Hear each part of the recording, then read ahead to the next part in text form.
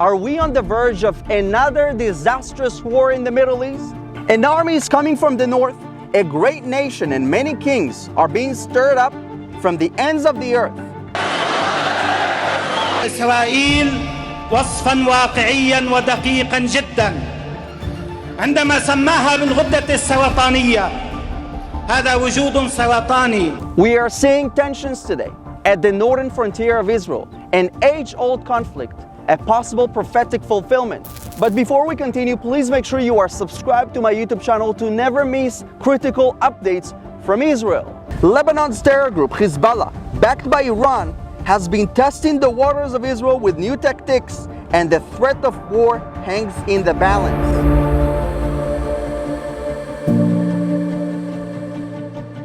Listen, the possibility of a war is so real that the Israel Defense Forces Chief of Staff Herzi Halevi visited the northern border, accompanied by the head of the IDF Northern Command and the Galilee Division commander. According to the Israeli army, the possibility of a war across the northern border is the highest since the end of the Second Lebanon War in 2006. Prime Minister Benjamin Netanyahu was briefed on the concerns in a meeting convened to discuss the increasing tension with the Iran-backed terrorist organization. Israel's readiness is on high alert, the highest possibly. Israel's Air Force just got 3 more F-35 fighter jets as it plans to open a new squadron.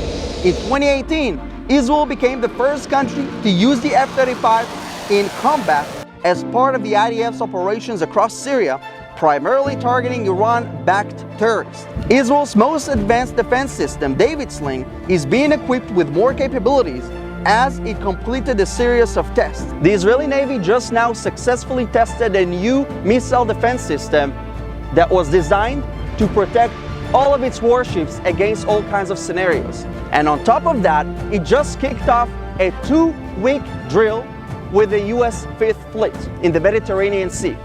This comes after Israel concluded a critical drill simulating a multi-front war with multiple enemies together with the United States and other allies. We talked about readiness, but here's what Israel's enemies are up to. Hezbollah has set up military tents in Israeli territory north of the blue line between Israel and Lebanon, violating Israel's sovereignty. Last month, armed Hezbollah operatives were spotted patrolling on the Israeli border, which is a violation of the UN Resolution 1701 that ended the Second Lebanon War, and it prohibits Hezbollah presence in southern Lebanon. Now keep in mind that Hezbollah is just another arm, an Iranian arm in this region, with thousands of precision-guided missiles all aimed at Israel, at us, at my family. The Iranian regime unveiled this week a new missile with artificial intelligence. And before that, it unveiled its first ever hypersonic missile, the Fatah, which has a range of 1,400 kilometers and hits Mach 13 to 15 speeds. And right after its unveiling, the Islamic regime made sure everybody knows who this missile is for. The Islamic Republic put up new ads celebrating the missiles with the words 400 seconds to Tel Aviv, in Hebrew as well. We know that the Islamic Republic of Iran has been trying to base itself militarily on the borders of Israel using Syria and Lebanon. The frequency of these conflicts on Israel's border has been increasing, leading to fears of escalation and miscalculation that could spark a devastating conflict. The enemies of Israel see the inside turmoil, the protests between left and right regarding judicial reform, and the calls on Israelis to refuse going on reserve duty. They perceive it as weakness and possibly the best timing to attack Israel.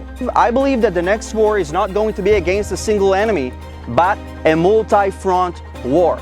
And of course, Iran has been orchestrating all of that. It funds Hamas, Islamic Jihad, Hezbollah. It forms new militias in Syria and Iraq with the cost of billions of dollars. The West has been too gullible to think that you can resolve this through diplomacy.